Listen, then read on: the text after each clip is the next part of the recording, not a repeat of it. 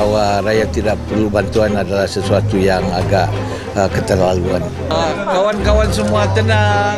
Datuk Haji Muhammad Noor tiba di Istana Negeri untuk mengangkat sumpah sebagai Ketua Menteri. Saya Haji J bin Haji Noor telah dilantik ke jawatan sebagai Ketua Menteri Negeri Sabah.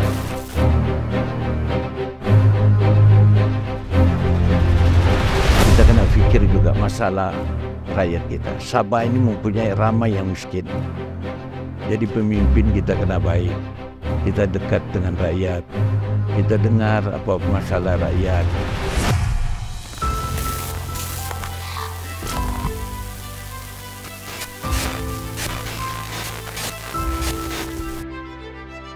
Sebenarnya bapa saya ialah seorang ketua kampung dan juga imam, bekerja sebagai separuh masa sebagai petani dan juga nelayan.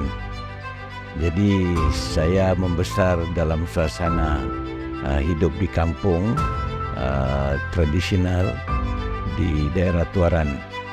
Jadi pembesaran saya itu banyak dipengaruhi oleh keadaan kampung dan sebagainya.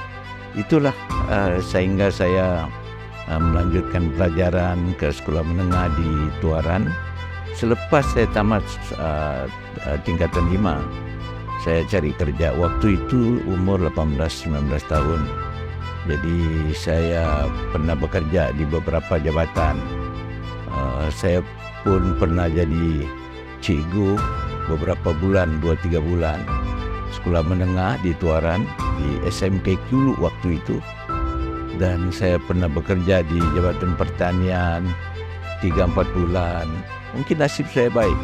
Saya bekerja, saya apply, saya dapat kerja yang saya mau. Termasuklah jadi jurheba di RTM Sabah. Pernah bertugas di konti, pernah interview orang macam begini, tapi tidaklah lama. Saya pun tidak berpengalaman sangatlah. Dia cuma 1 tahun lebih sedikit saja. Dan dari situ saya bekerja menjadi pegawai kerajaan sebagai penolong pegawai pembangunan daerah Tuaran sehingga ujung tahun 1982. Dan selepas itu saya mendapat beasiswa kerajaan pada tahun 1983 untuk melanjutkan pelajaran ke Amerika. Jadi saya balik penghujung tahun 1986 dan selepas itu saya bekerja dengan Jabatan Kastam di Raja Malaysia di Tawau sebagai penguasa kastam.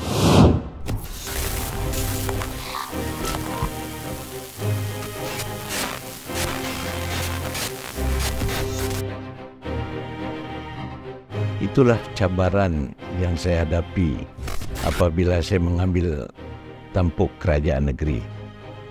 Seminggu selepas saya mengangkat sumpah, saya dimasukkan ke hospital.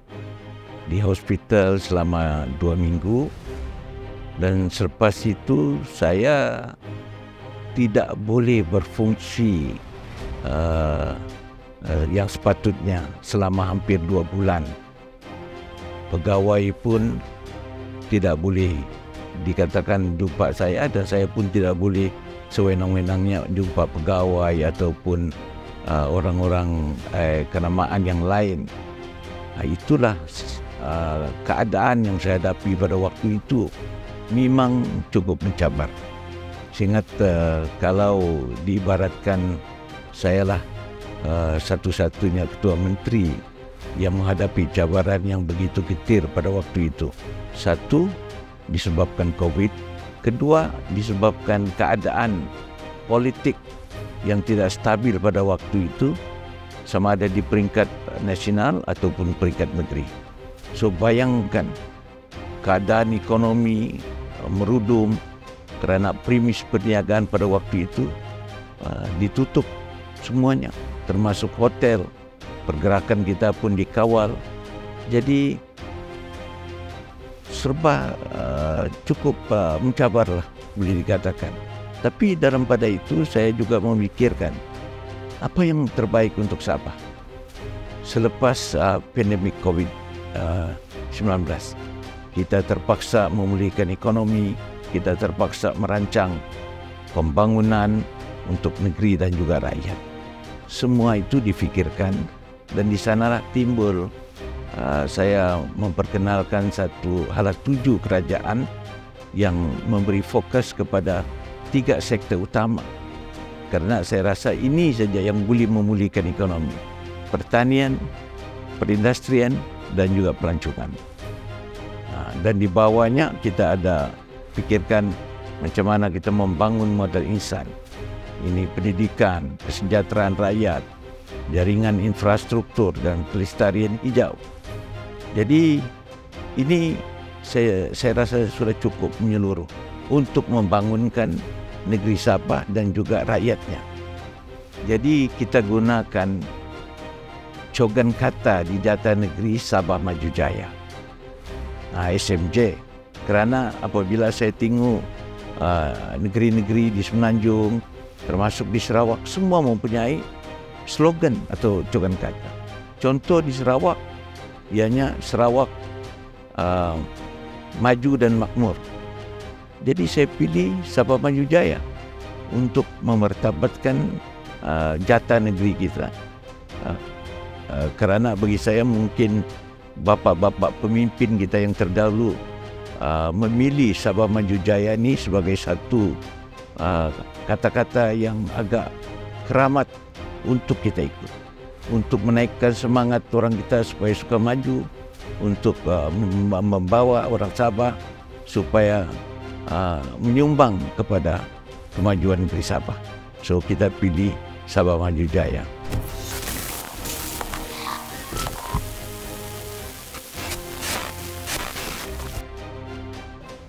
Memang kalau dia perubahan itu memang ada perubahan lah. Memang dia sih kalau pendapatan itu peningkatan itu adalah dari segi kehidupan kami.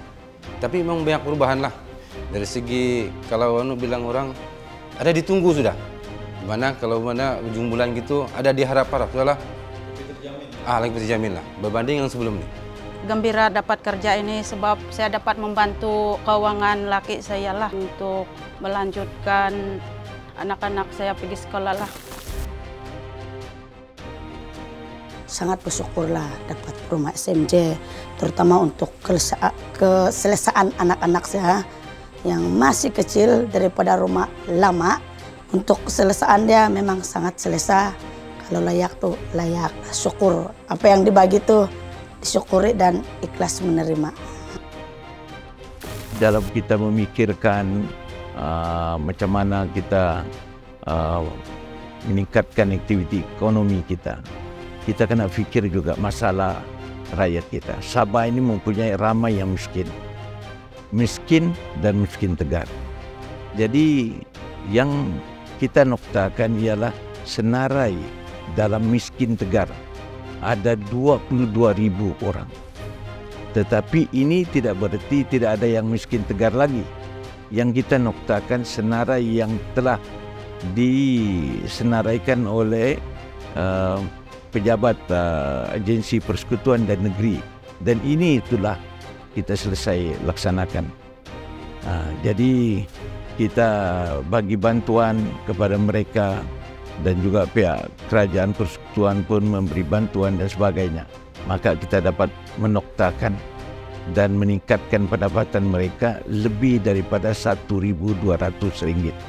Kerana yang miskin tegar ini adalah mereka yang di bawah pendapatannya RM1,200. So di Sabah. So ini kita selesaikan. Tetapi saya yakin ada lagi nanti kalau kita tengok di tiap-tiap daerah yang mungkin dulu tidak terdaftar dalam senarai ini, mungkin ada yang akan masuk balik dalam senarai miskin tegar ini. Jadi ini akan menjadi proses dan perjuangan berterusan kerajaan negeri untuk membantu rakyat ini. Kita bagi mereka rumah mesra SMJ. Macam tahun ini kita bagi 1,500 buah seluruh Sabah. Tahun depan kita akan bagi 3,000 buah. Selain daripada perumahan-perumahan yang lain untuk mereka yang kurang berpendapatan ataupun berpendapatan rendah. Ini yang akan kita lakukan. Selain memberi ruang kepada mereka untuk membantu mereka mengusahakan perniagaan kecil-kecilan, jualan di kampung-kampung ataupun di pekan-pekan supaya mereka boleh meningkatkan pendapatan mereka.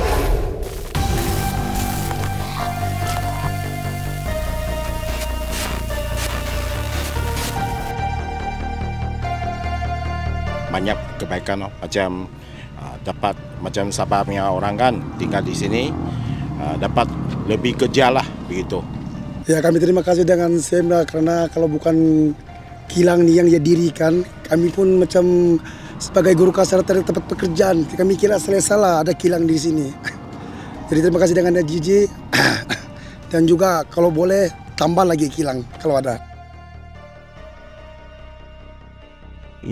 Inilah jadi fokus kita untuk membina tenaga boleh baharu, green energy, dari solarnya, hidroelektriknya, dan hujung tahun lepas Yang Amat Berhormat Perdana Menteri telah merasmikan pecah tanah untuk projek hidroelektrik di Ulu Padas Tenom. Dia bersama-sama dengan ampangannya yang boleh menyalur air untuk jangka masa yang agak panjang, 80 hingga 100 tahun. Saya difahamkan 6.000 juta liter satu hari. So selain dari tenaga elektrik, dia boleh memberi menyelesaikan masalah air di Sepitang, Tenom, Beaufort, Kimanis, Putatan dan terus ke Kota Kinabalu. Kalau ini sudah siap, kita tidak ada masalah lagi mengenai air, mengenai elektrik. Dan kita juga ada satu projek baru, yaitu projek Blue Economy, ekonomi biru. Ini hasil daripada khazanah laut kita. Dia bukan semata-mata mengenai ikan ataupun, tetapi ada lebih 10 industri yang boleh kita dapati daripada lautan kita ini, termasuk juga OTEC, Ocean Thermal Energy Conversion.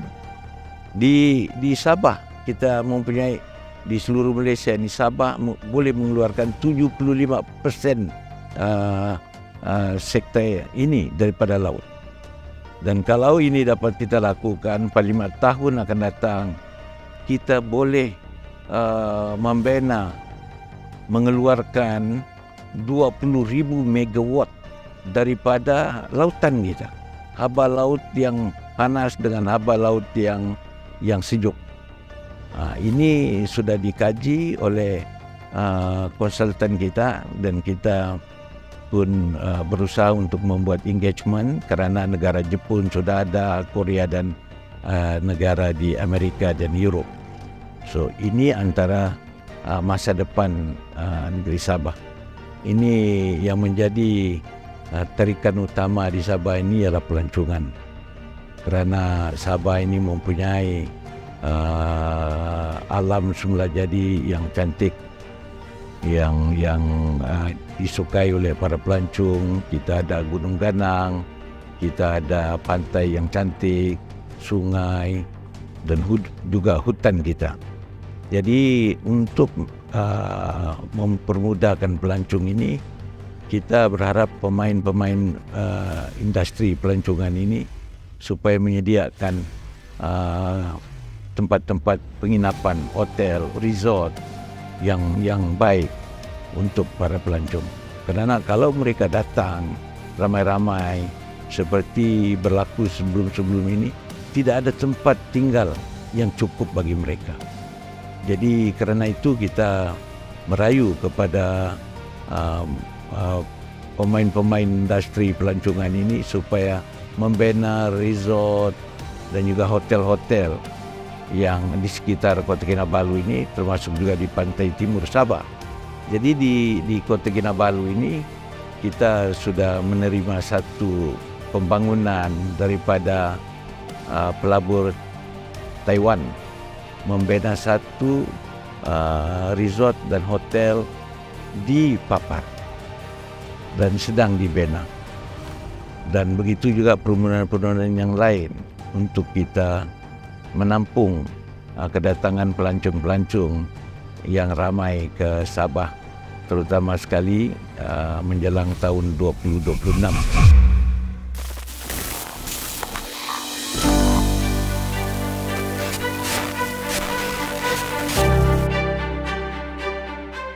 Ya, setakat ini memang cukup baiklah. Kalau saya boleh bercerita sedikit mengimbau sejarah, waktu Datuk Seri Anwar menjadi timbalan Presiden UMNO waktu itu, saya sudah jadi ketua bahagian tahun 94. Jadi dia tahu saya kerana saya antara ketua bahagian awal dulu. Jadi dari situlah. Jadi apabila sekarang ini, bagi saya kita perlu sokong dia. Bukan saja kita terima nasihat yang di Pertuan Agong, tetapi untuk mewujudkan kestabilan politik di negara kita. Kita mesti ada kestabilan politik. Bagi dia peluang untuk memimpin negara. Dan sekarang yang saya cukup gembira, daripada nilai ringgit kita sudah begitu kuat banding dengan US dollar. Jadi ini satu pencapaian yang baik dan lain-lain lagi. Saya difahamkan beratus-ratus bilion ringgit pelaburan masuk ke Malaysia. Jadi kita support, sokong Perdana Menteri kita untuk mewujudkan satu kestabilan politik.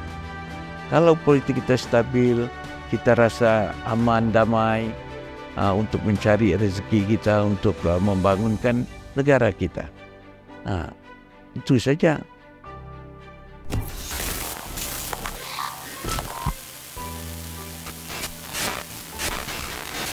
Ya, saya bersyukur semasa PMX ini menjadi Perdana Menteri, banyak yang sudah ditunaikan atau diturunkan kuasanya kepada negeri Sabah. Jadi yang lain-lain kita masih berunding kerana banyak perjanjian ini telah termaktub di dalam perjanjian ataupun perlembagaan negara kita. Jadi dalam perjanjian ini ianya mesti ditunaikan. Kita bukan meminta hak orang lain, tetapi ini perjanjian apabila kita menubuhkan kerajaan Malaysia. Tetapi kita faham juga tentang kekangan tertentu. Jadi kepentingan negara kita utamakan juga. Tetapi saya yakin di masa akan datang banyak perjanjian-perjanjian ini boleh ditunaikan oleh kerajaan persekutuan. Saya juga merasa bangga kerana saya dapat wartakan Hari Sabah.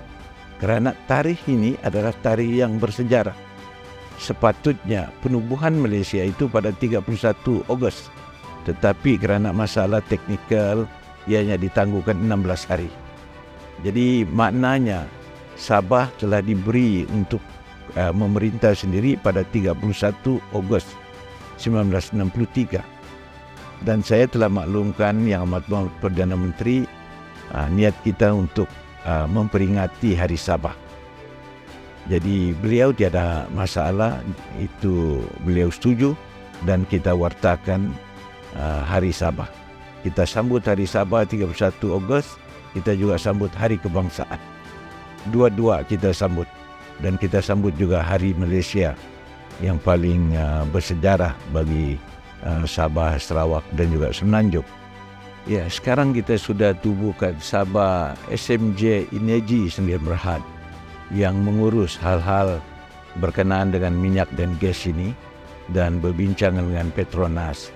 Banyak lagi yang perlu kita bincang dengan Petronas.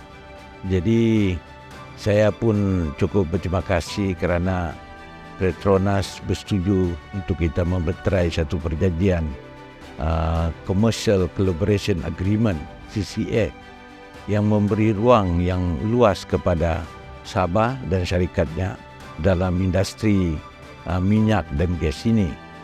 Jadi banyak lagi perkara-perkara yang lain, tetapi setakat ini Petronas telah pun membayar 5% cukai jualan.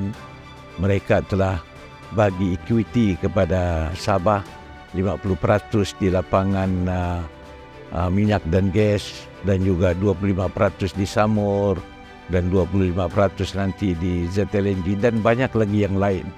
Jadi ini terus kita akan berbincang dengan Petronas kerana kita fikir bahawa perlu kerjasama yang rapat ini dengan Petronas.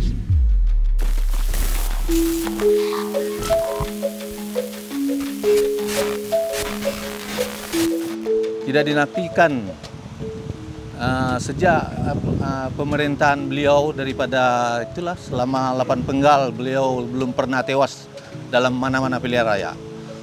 Apa yang menjadi kunci kebaikan dia, yang amat berhormat Datuk Seri Panglima Haji Ajiji ini sentiasa bersikap rendah diri, dia mesra rakyat.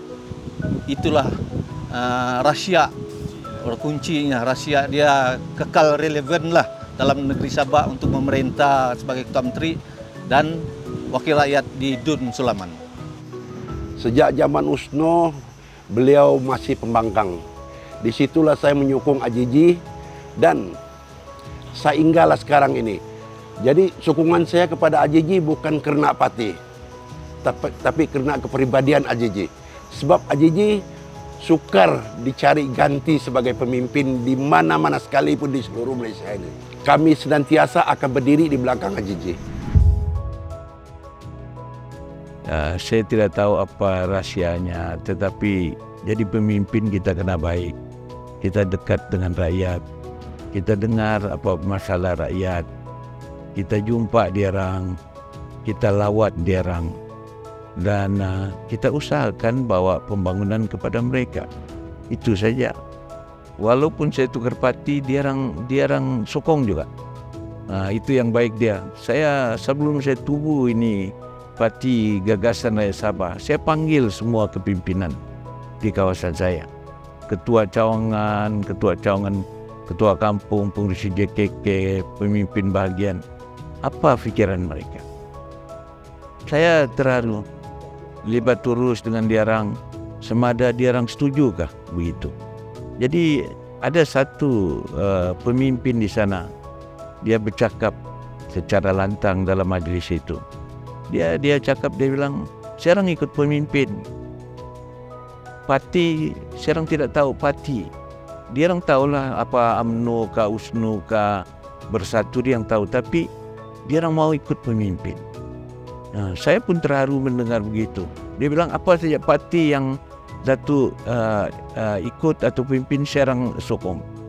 Itulah saya di Tuaran. Saya pun tidak tahu apa, tapi selama 8 penggal dia orang cukup menyokong saya. Walaupun saya dihintam kiri kanan sebagai pengkhianat, sebagai macam-macam, tapi dia orang masih menyokong.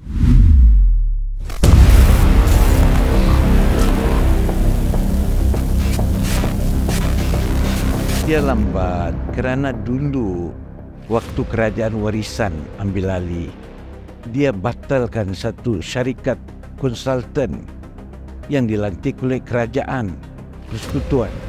Apabila dia batalkan, maka urusan pembelaan Pen Borneo ini tergendala. Jadi itulah sebabnya.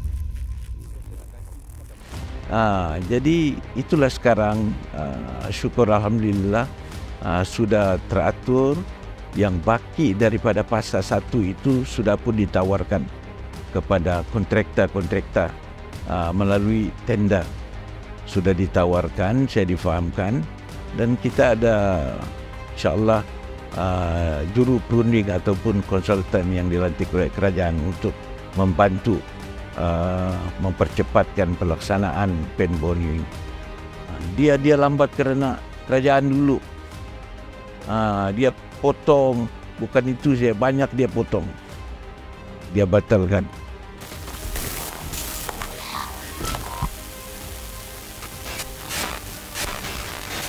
Yang sebenarnya warisan yang gagal.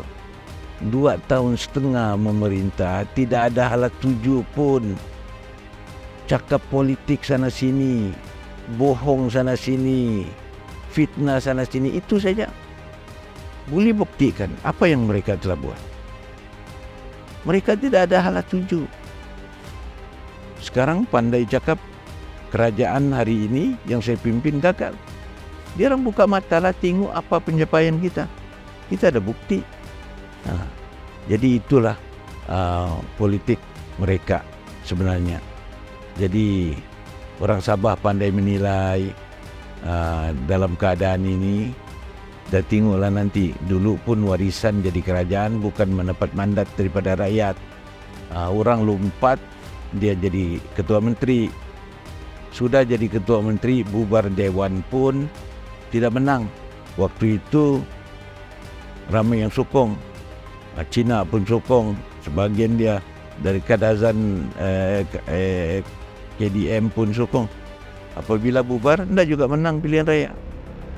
Jadi sekarang lagi, jadi terpulanglah kepada rakyat untuk itu membuat keputusan.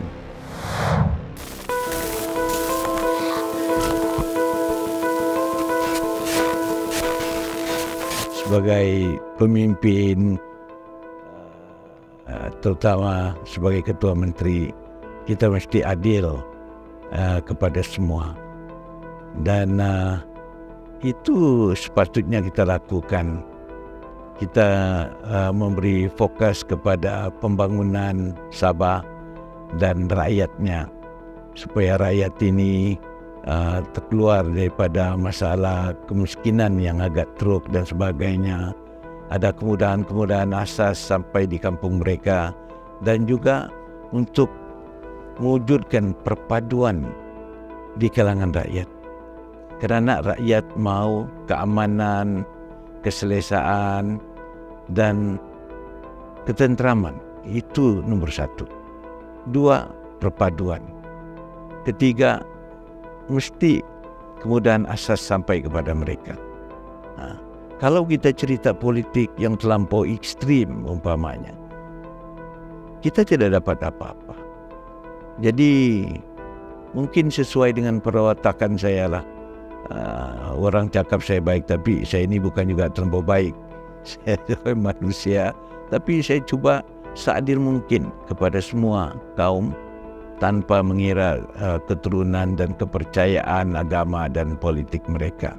Itu saya cuba bawa, kerana kita kena belajar daripada sejarah-sejarah politik yang lalu. Kalau kita bergaduh, kita akan lambat membangunkan Sabah. Kalau kita asyik kerana berebut itu dan ini, kita akan ketinggalan. Jadi saya bawa pemikiran ini, bersatu padu apa semua dengan rakan-rakan yang lain untuk membangunkan Sabah bersama. Saya cuma boleh berharaplah kepada pemimpin-pemimpin politik di Sabah. Mereka mesti berfikir jauh ke depan, bersikap bijaksana, matang untuk kepentingan rakyat. Jangan kita terlampau memikirkan kepentingan sukuan kita ataupun diri kita, ataupun kita berfikiran kenegerian, kekampungan yang begitu menebal. Karena sekarang ini dunia tanpa sempadan. Kurang bercerita dunia. Kita kalau cerita di sini, kita punya keadaan saja, kita tidak melihat kepentingan negara, dan juga perlu kita mencebur diri kita dalam pemikiran global umpamanya, kita akan ketinggalan. Kita akan bawa pikiran ini. Jangan terlalu satu pandangan yang agak jumud dan sempit itu. Kita mesti kikiskan daripada pemikiran kita. Itulah harapan saya kepada pemimpin-pemimpin di Sabah. Tidak kiralah pembangkang kah, dalam kerajaan kah. Ini mesti difikirkan sebaik-baiknya untuk negeri dan rakyat. Kadang-kadang kita dengar dari pemimpin tempatan rakyat kita, kenapa kita tidak ikut macam Sarawak? Mereka agak stabil. Saya jawab kepada mereka, setup politik kita di Sabah ini dia agak berlainan dengan Sarawak. Nah, di Sabah ini Parti Nasional sudah ada di Sabah. Barisan Nasional, UMNO dan juga PH sudah ada di Sabah. Dan dia ada penyokong dan kursi di sini. Jadi saya fikir untuk kebaikan Sabah lebih baik kita bekerja sama parti tempatan dengan parti nasional untuk kebaikan kita. Kerana ada juga suara-suara di bawah, oh kita mesti bertanding 73 kawasan. Saya ingat itu tidak dapat kita lakukan. Kerana dalam kerajaan kita sekarang pun ialah kerajaan yang diterajui oleh parti tempatan dan juga parti nasional. Jadi ianya sudah cukup baik dan ini kita teruskan. Kenapa pula kita mau lagi memikirkan sesuatu yang mungkin boleh mendatangkan perbalahan? Jadi kita kena belajar daripada masa yang lalu. Saya suka menyatakan dulu USNO agak kuat, ada zamannya, zaman PBS. Tapi apabila kita tidak bekerja sama dengan kerajaan persekutuan, dengan parti nasional, apa jadi? Jadi pemimpin-pemimpin kita kena berfikir ini. Jangan buat fikiran yang menyusahkan rakyat kita sehingga kita berpecah dan sebagainya. Itulah harapan saya kepada kita di sini supaya kita buat yang terbaik. Walaupun dia parti nasional, tapi yang menjadi peneraju dia adalah orang Sabah juga. Saya bukanlah kerana apa nama dia itu, tapi inilah keadaan politik kita sekarang. Untuk mengubah itu bukan senang. Bukan senang. Sejarah sudah kita nampak sebelum ini. Di RS ini di apa nama dia itu parti-parti tempatan. Jadi saya harap dalam parti tempatan yang bergabung dalam GRS ini kena memikirkan sesuatu yang baik. Jangan kita memikirkan kursi saja, bertanding tetapi kalah pun tidak ada guna. Saya dulu orang UMNO. Saya pimpin UMNO sebagai ketua UMNO Sabah beberapa. Sebagai ketua bagian pun saya lama. Tapi inilah politik. Jadi dia satu blok dia pull out daripada sokong saya. Dan satu lagi dia masih dalam kerajaan. Masih dalam kerajaan perpaduan. Ada dia punya menteri, ada pembantu menterinya, ada jawatan-jawatan yang lain. Jadi kita maintain itu untuk kebaikan. Walaupun setengahnya tidak menyokong atas sebab-sebab yang mereka tahu sendiri. Jadi saya ambil pendekatan untuk kebaikan, untuk perpaduan. Tidak ada guna kita memimpin negeri ini, kita fikir diri kita. Kita fikir rakyat. Jadi kalau saya fikir kepentingan parti saya ataupun gabungan saya, mungkin lain tindakan saya. Tetapi kita tidak boleh buat tu. Saya cuba bawa semua ini bersatu hati.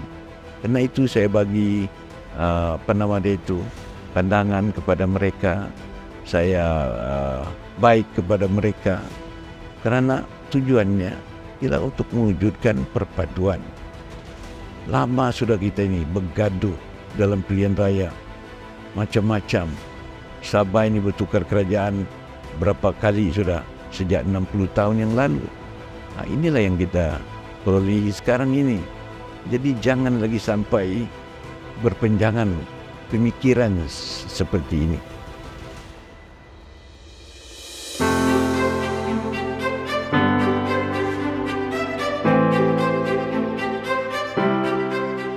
Kita ada 1 tahun lagi untuk memerintah. Jadi kita tengok bagaimana keadaannya. Banyak lagi yang perlu kita buat untuk rakyat, untuk menyelesaikan masalah air, masalah jalan raya dan bermacam-macam lagi.